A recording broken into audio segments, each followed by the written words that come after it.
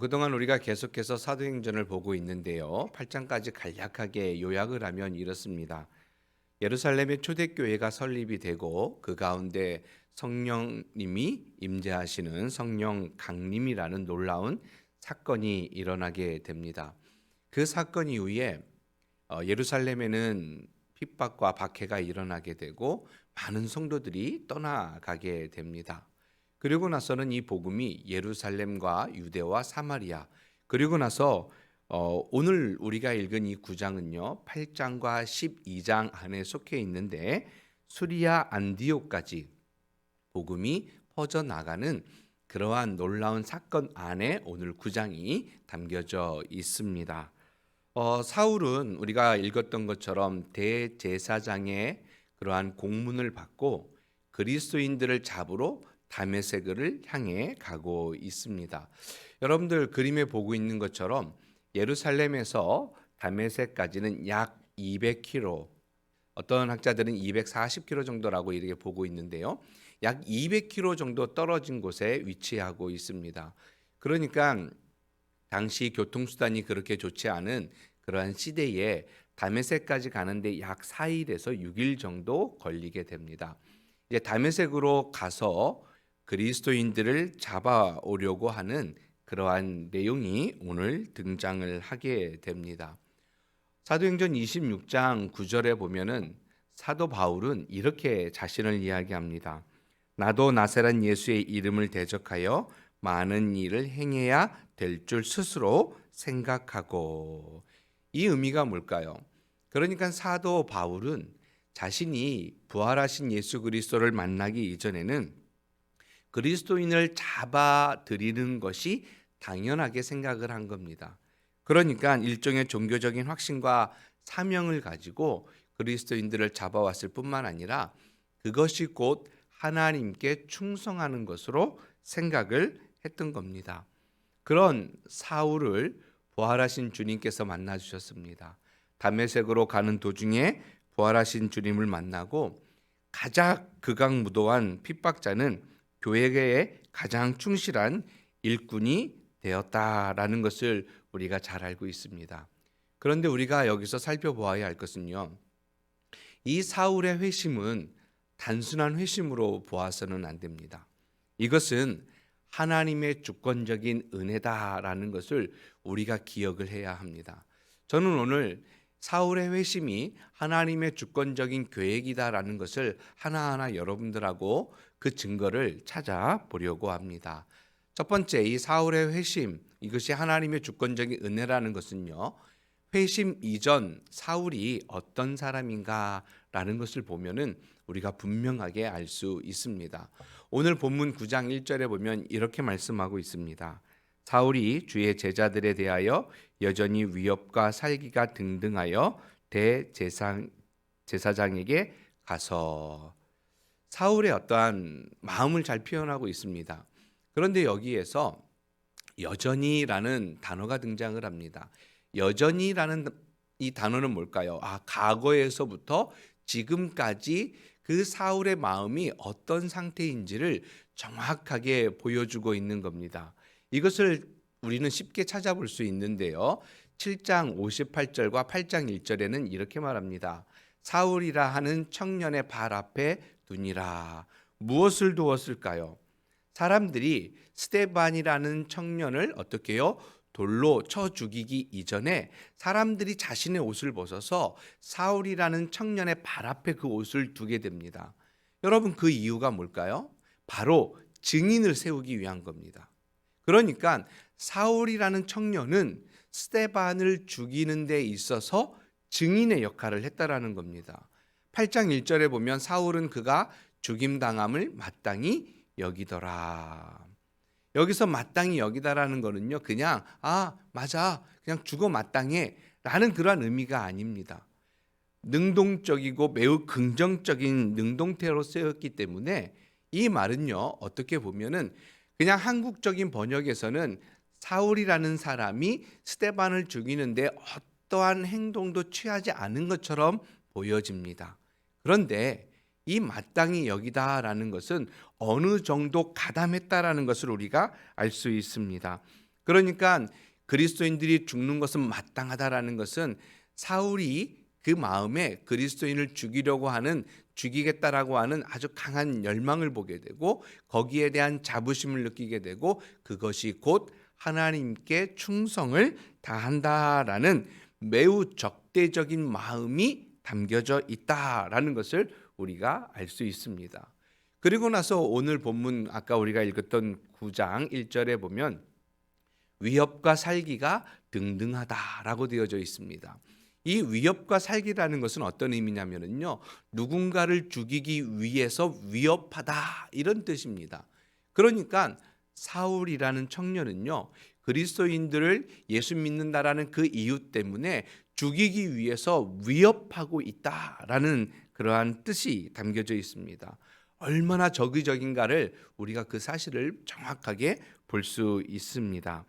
그리고 또한 등등하다라는 이 단어는요, 아주 쉽게 표현하면은요, 그리스도인들을 죽이려고 하는 그 마음에 가득했다라는 겁니다. 그러니까 그의 심장에 예수를 믿는 사람들을 죽이고자 하는 그러한 열망이 가득해서 그것이 성격처럼 되어져서 그것이 밖으로 표출되다 이런 뜻을 가지고 있는 겁니다. 여러분, 이것을 보았을 때에 사울이라는 청년, 부활하신 예수 그리스도를 만나기 이전의 사울은 얼마나 그리스도인들에게 적대적이고 좋지 않은 감정을 가지고 있는지를 표현하고 있는데요. 칼빈은 이렇게 표현했습니다. 이러한 사울을 잔인한 늑대. 그리고 신학자 알렉산더는 야생 짐승이 헐떡거리는 것 또는 코를 시근거리는 것. 이것은 무엇이냐면요, 아주 배고픈 야생 짐승이 먹을 것을 어떻게 해요? 냄새 맡는 것과 동일해요. 그 다음 취하는 행동이 무엇입니까, 여러분? 달려가서 잡아먹는 겁니다. 그 정도로 사울이라는 청년이 매우 예수 그리스도와 그리스도인들을 잡으려고 하는 그런 마음이 강했다라는 것을 볼 수 있습니다. 그는 스스로 빌립보서 3장 6절에서 이렇게 말합니다.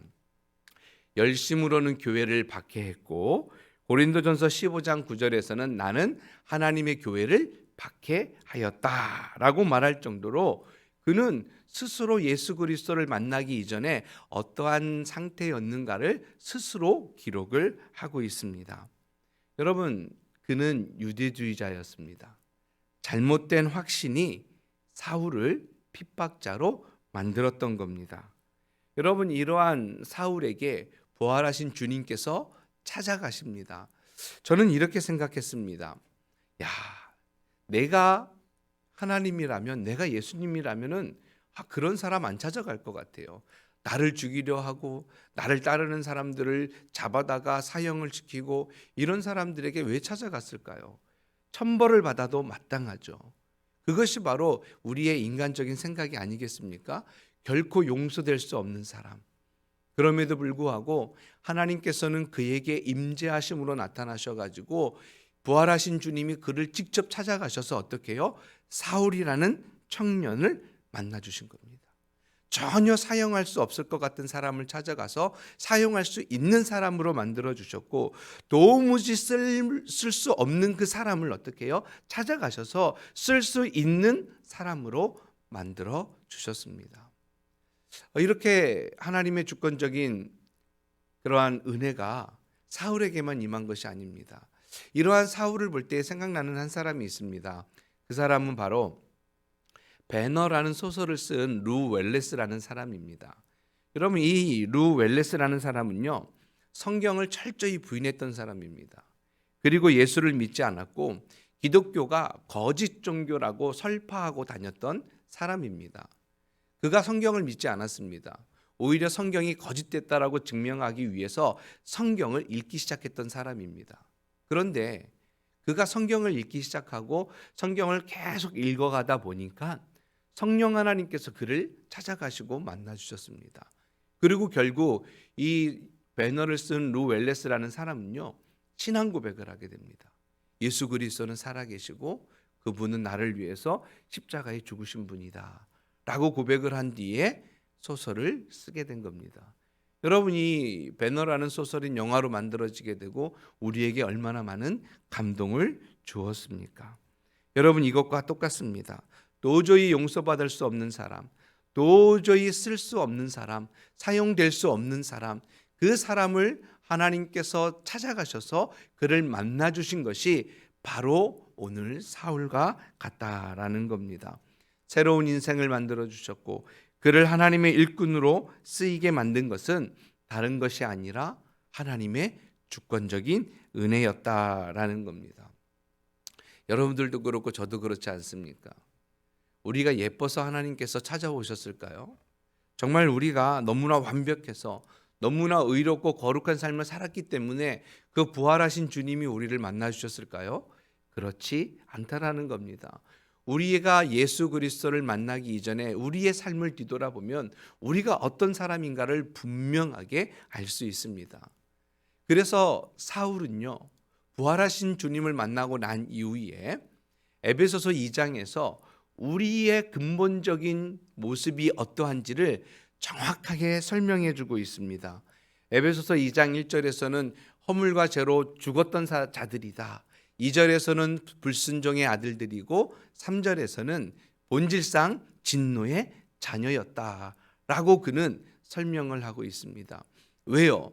저 1절과 2절과 3절에서 설명하고 있는 그 인간의 형태가 곧 누구였을까요? 자신을 두고 얘기하는 거예요.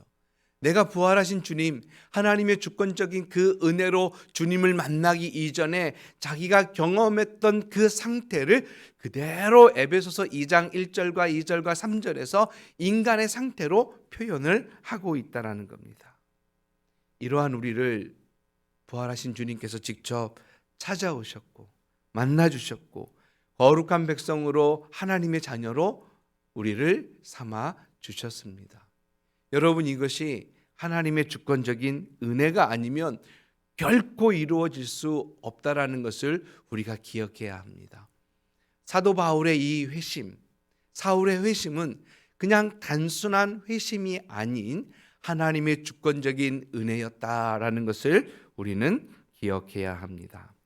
두 번째로 사울의 회심이 하나님의 주권적인 은혜였다라는 것을 알 수 있는 것은 바로 그가 부활하신 주님을 만난 사건입니다. 여러분, 사울이 다메섹으로 가는 도중에 주님을 만났을 때에 어떤 일들이 일어납니까? 하늘에서는 빛이 비춰지고요. 또한 소리가 들리기 시작했습니다. 여러분, 이것을 두고 박윤선 목사님은 이렇게 말합니다. 하나님께서 임재하신 영광이다. 사울을 불러 사도로 세우시기 위함이었다.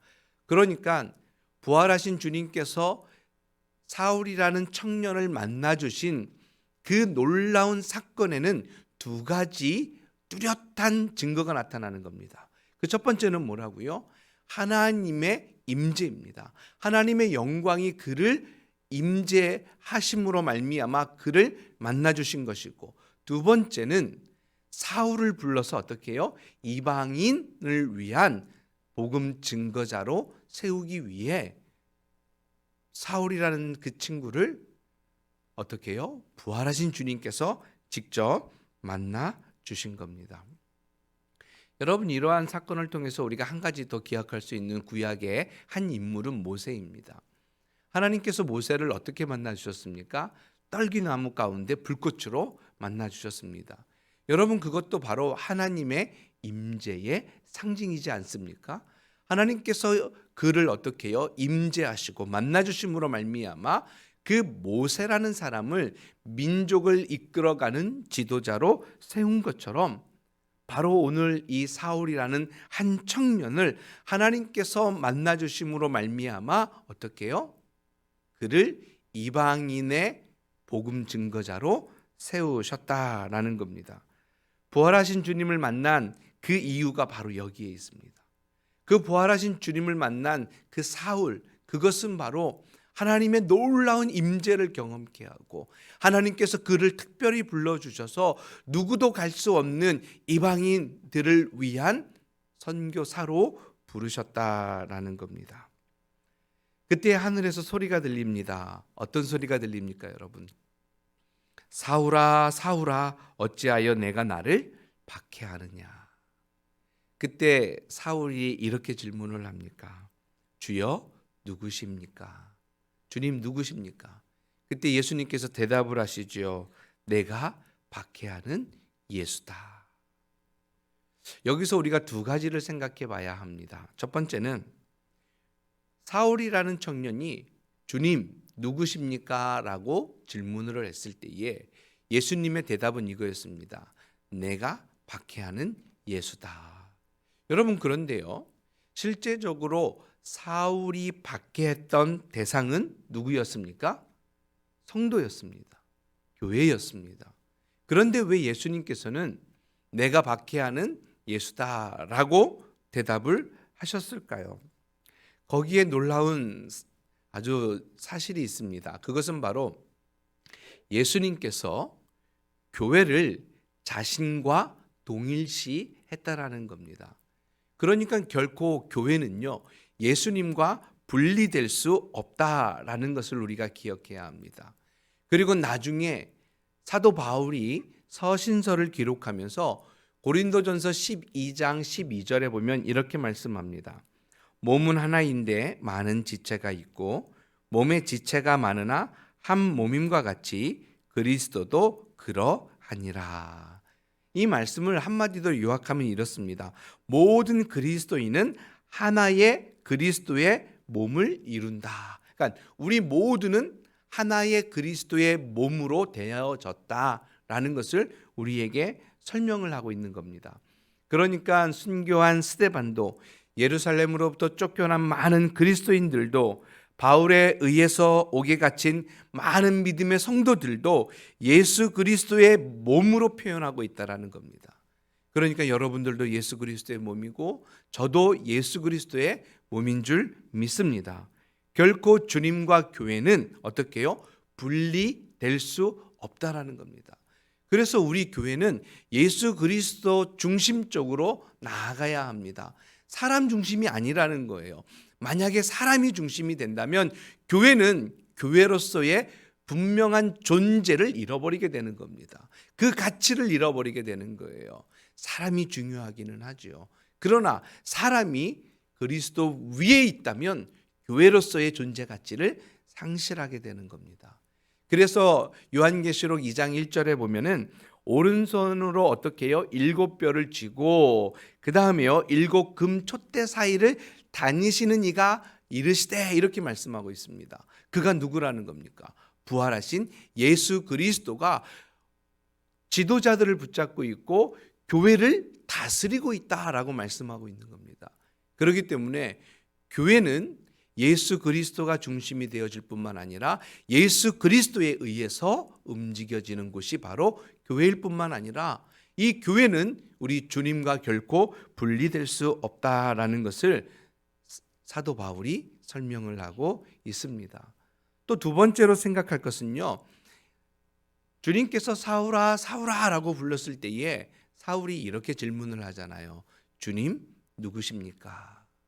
자, 그렇다면 9장 5절에 나와 있는 이 질문, 주여 누구십니까? 라는 이 질문을 통해서 우리가 생각해 볼 수 있는 거는요, 사울이 주님이 누구인지를 인지했을까요? 이것을 우리가 한번 생각해 볼 필요가 있습니다.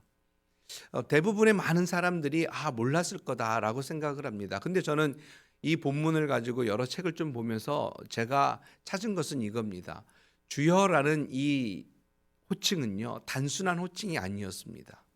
이미 부활하신 주님께서 그에게 빛으로 임해 주셨기 때문에 사울은 자기에게 임한 예수 그리스도가 누구인지를 알았던 겁니다. 그래서 이 주여라고 부른 것은 아직 아무도 모르는 상태에서 선생님하고 부른 것과는 다른 의미입니다. 이미 부활하신 예수 그리스도가 누구인지를 그는 빛으로 하나님의 현현과 임재를 통해서 알 수 있었습니다. 그렇기 때문에 주여 누구십니까? 라는 이 질문은 단순하게 진짜 예수 그리스도가 누군지를 몰라서 질문한 것이 아니다라는 것을 우리는 알아야 합니다. 이렇게 부활하신 주님을 만나고 난 뒤에 이 사울은 어떻게 변했습니까, 여러분? 자신만을 위해서 살아가던 그 사람은 이제 주님을 위해서 살아가게 됩니다. 철저한 유대주의자에서 이제는 이방인들을 위한 복음 증거자로 살아가게 되고, 핍박자에서 핍박을 받는 자로 다시 태어나게 된다라는 겁니다. 이런 변화는 어떻게 찾아온 겁니까, 여러분?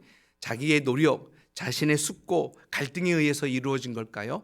아니라는 겁니다. 사울의 변화, 사울의 회심은 철저하게 하나님께서 계획하셨고 하나님의 주권적인 은혜를 통해서 그의 인생 모든 것이 변했다라는 것을 오늘 말씀을 통해서 우리에게 설명해 주고 있습니다. 여러분, 이처럼 사울이라는 한 청년은 주님을 인격적으로 만나게 됩니다. 주님을 인격적으로 만남으로 인생의 모든 것이 변화됩니다. 가치가 변화되고 삶이 변화되고 어떻게 살아가야 될지 그 목적도 바뀌게 되어집니다. 저는 우리가 이러한 인격적인 주님을 깊이 만나면 좋겠습니다.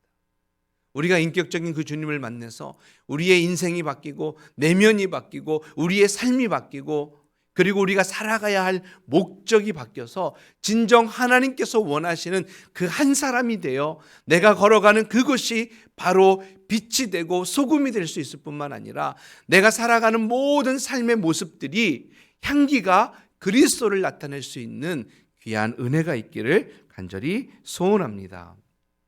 여러분, 세 번째로 우리가 생각해야 될 것은요, 이것이 바로 특별한 은혜라는 겁니다. 부활하신 주님과의 만남이 그 사울이라는 청년에는 매우 특별한 은혜였다라는 것을 우리가 기억해야 합니다. 오늘 본문 7절에 보면 이렇게 말씀합니다. 같이 가던 사람들은 소리만 듣고 아무도 보지 못하여 말을 못하고 서 있더라. 여러분, 같이 가던 사람들이 있었습니다, 사울과. 그런데 아무도 소리만 듣고 아무도 빛으로 임한 부활하신 주님을 보지도 만나지도 못했습니다. 여러분, 이것이 사울에게 주어진 특별한 은혜다라는 것을 우리가 기억해야 합니다. 저는 여러분들에게 질문을 한 가지 던지고 싶습니다. 여러분이 주님을 만날 때를 한번 기억해 보시겠습니까? 언제 만나셨습니까? 저도 특별한 은혜가 있습니다. 20대 초반, 제 기억으로는 21살 때였습니다. 찬양을 하고 집회를 하는 중간에 정말 성령 하나님께서 저를 찾아와서 만나주셨습니다.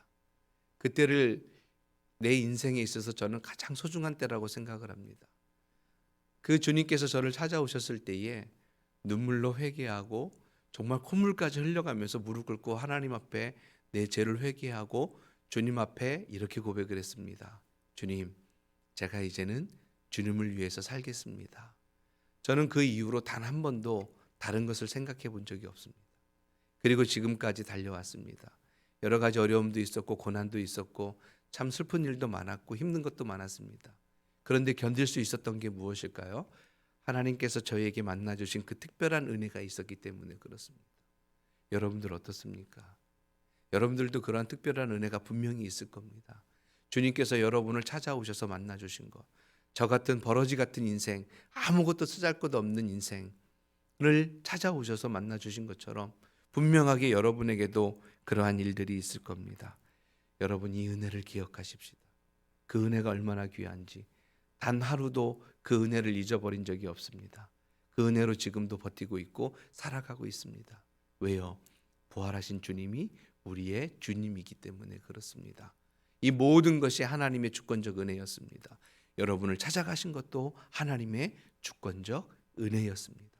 우리가 그것을 기억하고 하나님 앞에 온전한 예배자로, 온전한 섬김의 자로 오늘 하루도 여러분의 인생을 온전히 살아가기를 주님의 이름으로 간절히 축복합니다.